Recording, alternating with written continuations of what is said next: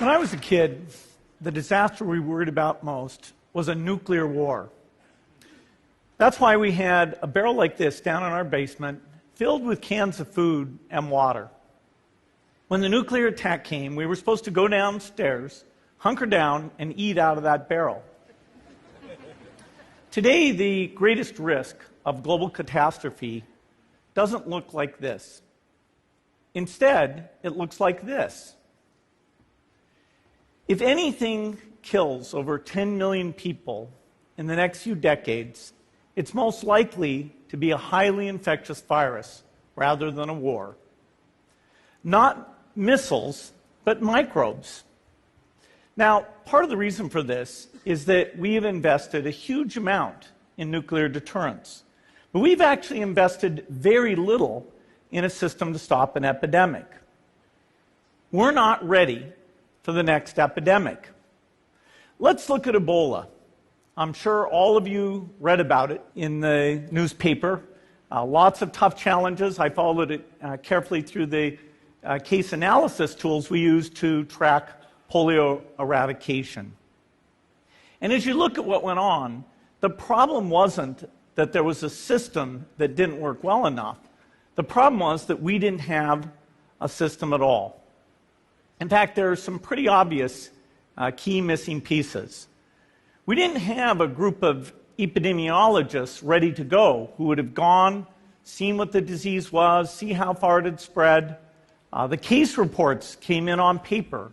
It was very delayed before they were put online, and they were extremely inaccurate. We didn't have a medical team ready to go. We didn't have a way of preparing people.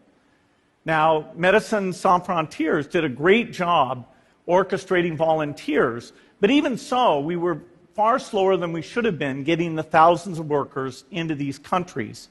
And a large epidemic would require us to have hundreds of thousands of workers. There was no one there to look at treatment approaches, no one to look at the diagnostics, no one to figure out what tools should be used. As an example, we could have taken the blood of survivors, processed it, and put that plasma back in people to protect them. But that was never tried. So there was a lot that was missing, and these things are really a global failure. The WHO is funded to monitor epidemics, but not to do these things I talked about. Now, in the movies, it's quite different. There's a group of handsome epidemiologists ready to go. They move in, they save the day, but that's just pure Hollywood. The failure to prepare could allow the next epidemic to be dramatically more devastating than Ebola. Let's look at the progression of Ebola over this year. About 10,000 people died, and nearly all were in the 3 West African countries. There's 3 reasons why it didn't spread more. The first is there was a lot of heroic work by the health workers. They found the people and they prevented more infections. The second is the nature of the virus. Ebola does not spread through the air. And by the time you're contagious, most people are so sick that they're bedridden. Third, it didn't get into many urban areas, and that was just luck. If it had gotten into a lot more urban areas, the case numbers would have been much larger. So next time, we might not be so lucky. You can have a virus where people feel well enough while they're infectious that they get on a plane or they go to a market. The source of the virus could be a natural epidemic like Ebola, or it could be bioterrorism.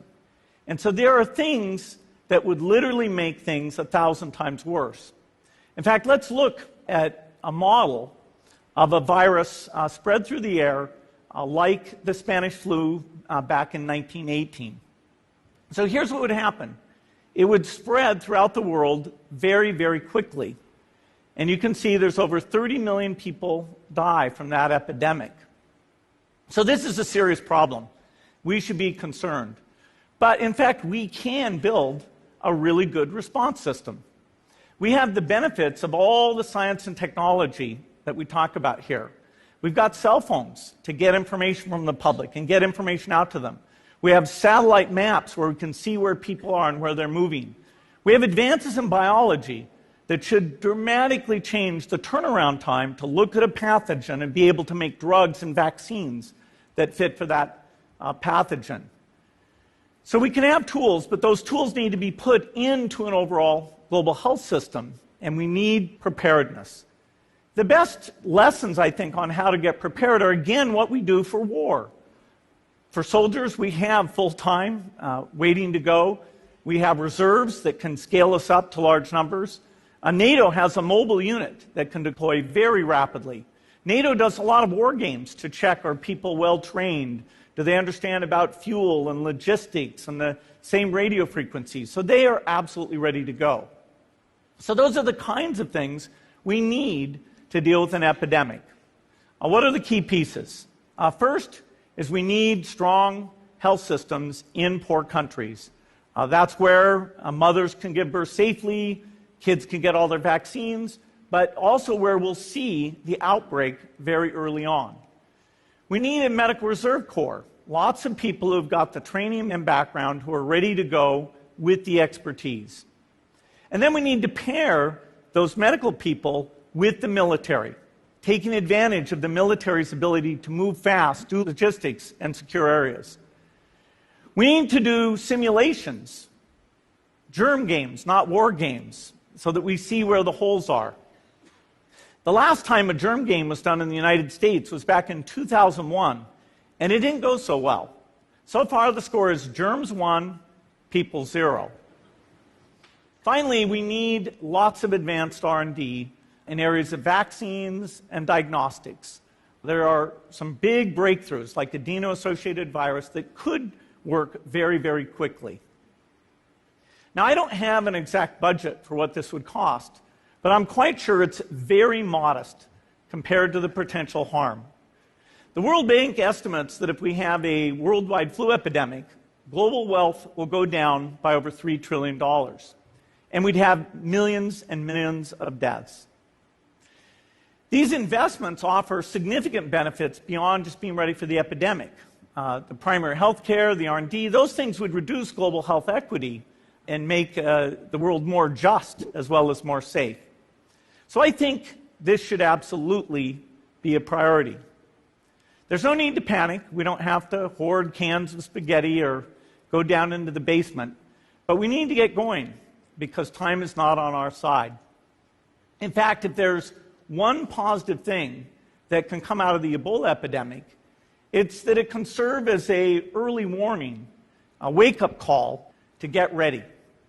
If we start now, we can be ready for the next epidemic. Thank you.